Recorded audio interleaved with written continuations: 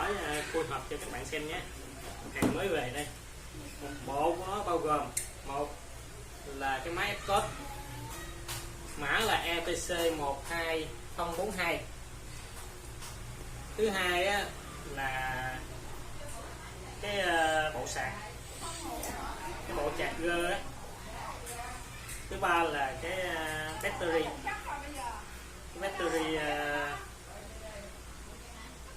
cái battery 18V 3Ah.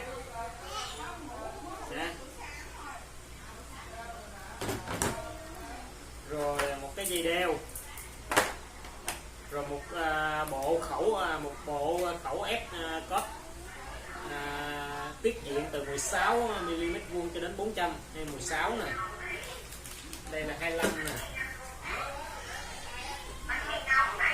Đây là 35 50 nè.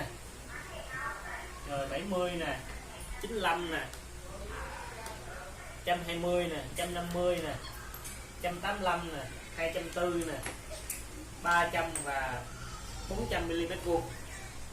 Đấy, còn đây là cuốn hướng dẫn sử dụng, cuốn sổ hướng dẫn sử dụng và một cái certificate, cái giấy chứng nhận,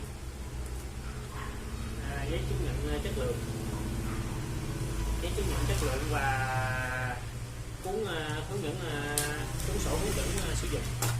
Em mở ra cho các bạn xem.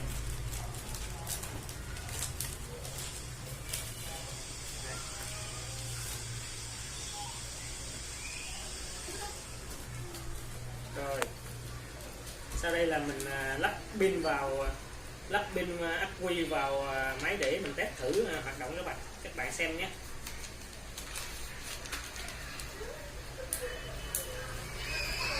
Đây là thân máy.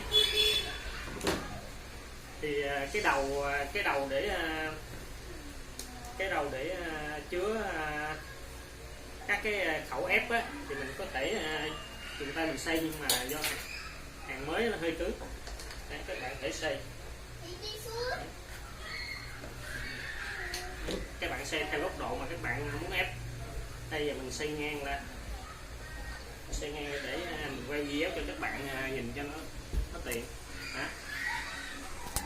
Rồi bây giờ mình lắp ắc quy vào, lắp pin vào để mình test thử cho các bạn xem.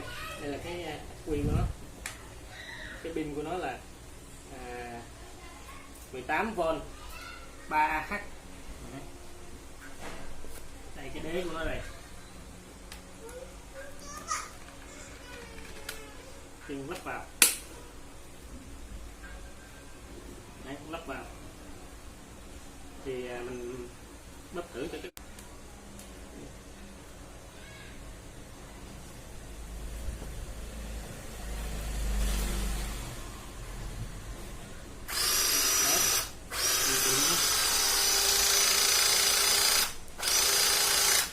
đấy, mình bóp thì cái bích tông của nó sẽ đẩy lên rất là êm nha các bạn, và rất là mạnh. Đây là cái nút nhấn để trả hành trình của bích tông về. Các bạn xem mình nhấn nút nhấn này. Đấy, nó trả hành trình của bích tông về. Đấy. Theo mình thử lại này. Mình thử lại cho các bạn xem nha. Bóp nè, hành trình nó đi lên nè. Rất là êm mà đi rất là. Đấy, đi đến hành trình rồi. Mình trả về nè. Mình bấm nút trả hành trình bích tông về.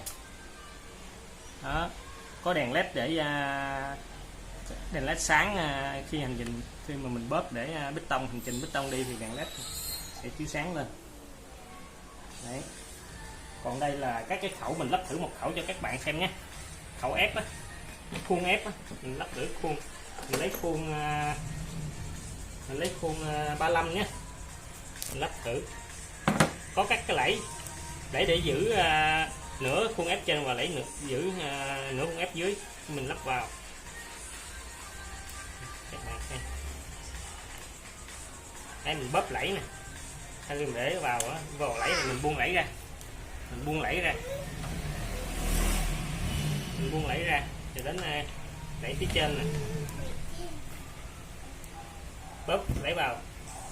Khi nó vào rồi mình buông đẩy ra, thì đẩy sẽ giữ lại. Mình thử lại hành trình bê tông khi ép cho các bạn xem nhé. Đây mình bóp nút bấm để cho hành trình bê tông chạy nhé.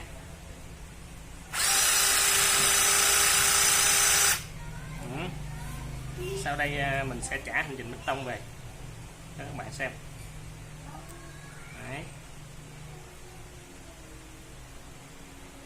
Đấy.